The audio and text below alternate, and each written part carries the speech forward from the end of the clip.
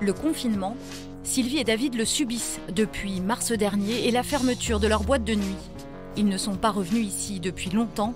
Un courrier d'huissier leur réclame de régler des impayés, un coup dur de plus alors qu'ils ne travaillaient plus depuis des mois. On est passé par des mauvais moments, très très mauvais. Et le fait qu'on nous dise qu'on allait nous aider, c'était vraiment vital pour nous, vraiment. Cette aide, c'est celle des conseillers de la Chambre de commerce et d'industrie. Ils les accompagnent depuis des mois pour s'en sortir malgré tout.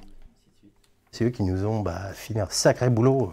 Ils nous ont filé un bon coup de main au niveau des papiers, au niveau des aides, au niveau des sites internet, au niveau des gens qu'il fallait contacter pour pouvoir monter nos dossiers.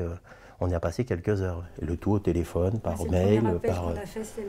Et le premier appel qu'on a fait, c'était la CCI d'Orly. CCI Normandie, bonjour.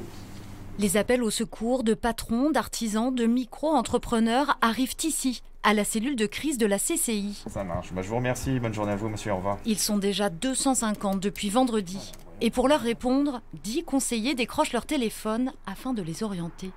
La plupart du temps, ce sont des commerçants, des artisans qui trouvent le numéro, entendent des informations à la radio par rapport aux aides et nous appellent immédiatement pour avoir des informations concrètes.